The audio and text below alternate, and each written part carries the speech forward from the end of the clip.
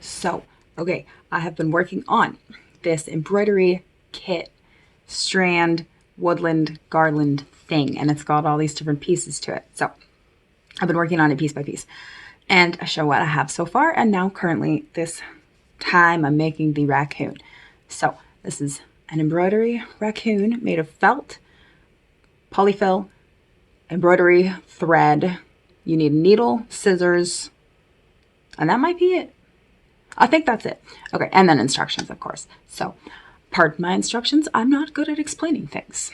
You could try to make patterns based on what you see the shapes are. Yeah, here's the idea, at least. I love the ideas in these crafts. I think they're really cute, and I definitely never would have thought of them myself. So, loving this $3 craft I found. Anyways, I have no train of thought. Can you tell?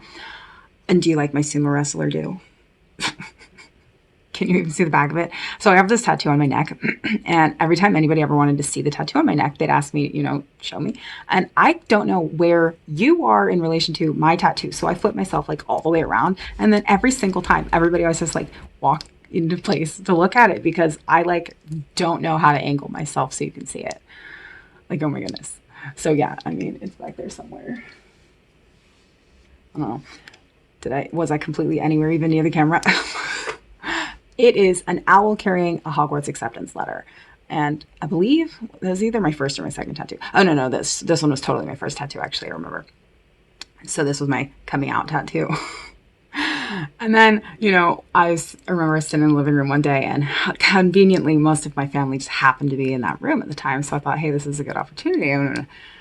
Hey, you guys, something I need to say. And I barely said anything like, you guys. My mom's like, we know. It's like, what?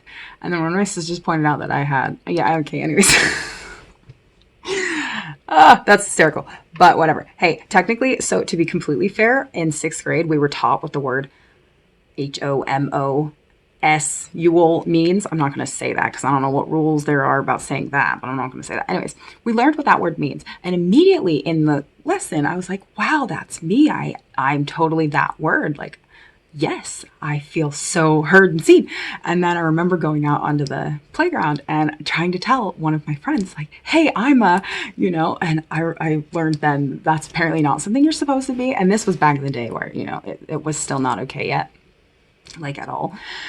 And I learned that at around the age of 10 or 11, I learned that it's socially unacceptable. So, like, okay. Yeah, anyways, so that was my first tattoo, of course. And it's not something that is like other people get unless you're part of. So anyways.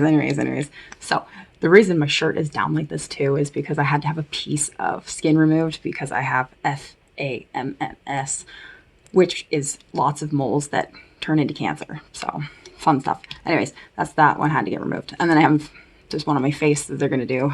And then there's one on my calf they're going to do. And there's another one on my back that they already did that's finally healed. It took a really long time to heal.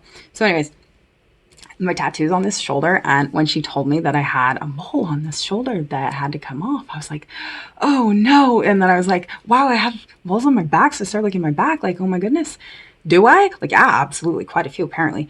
And then I was looking at my tattoo and I'm like, oh my goodness, there's some in the tattoo and all around the tattoo. So I was like panicking, oh, is this gonna F up my tattoo? So finally, when I was in there getting the other one removed, I was able to ask her, like, where is it in relation to that tattoo? And she showed me, and it was below the tattoo, so it won't F up the tattoo. And I'd show you, but I don't know if it's like great to show the missing skin that's beneath it. So yeah, anyways, it's a rainbow tattoo with a symbol on it. I mean, anyways, why am I even talking about my tattoo? I'm making a raccoon. I was gonna stay on track for this one. Clearly I did so well. I'm still so totally on track. I lost my mind.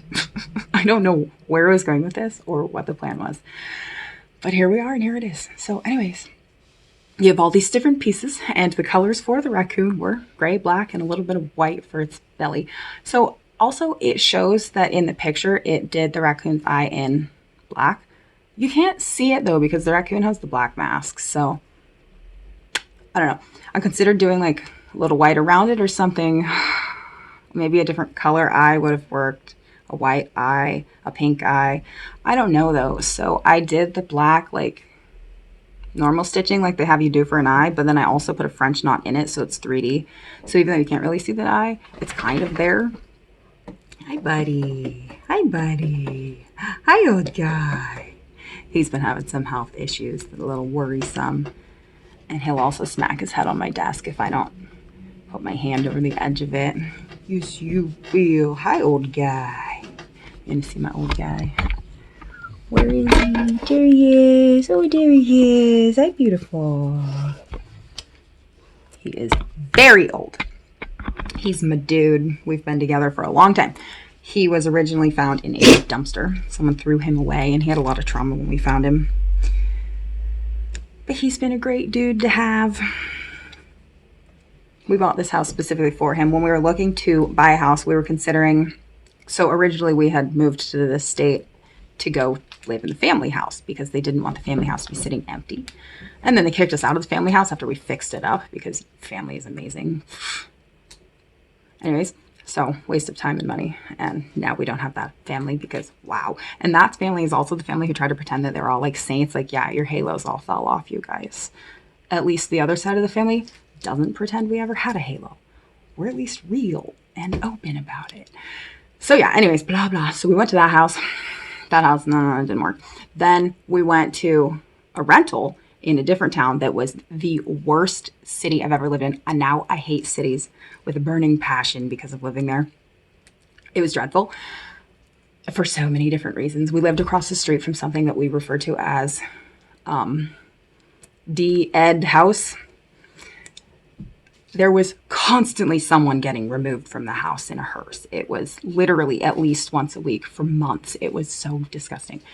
Anyways, there was a lot of stuff that happened in the house. That's also the house where the entire neighbor household, 2 adults, their adult son, their young daughter, and their 2 dogs, they would all sit right at my bedroom window to stare into my room.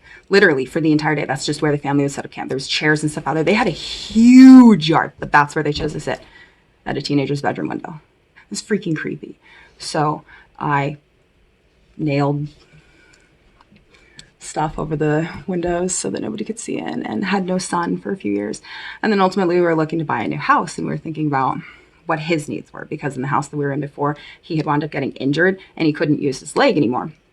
So I was physically carrying him up 17 stairs 3 times a day and he weighs 100 pounds. He's very fat and heavy. And I'm no longer physically capable of lifting that much weight. I got extremely injured. I'm now only lifting about 5 pounds at a time.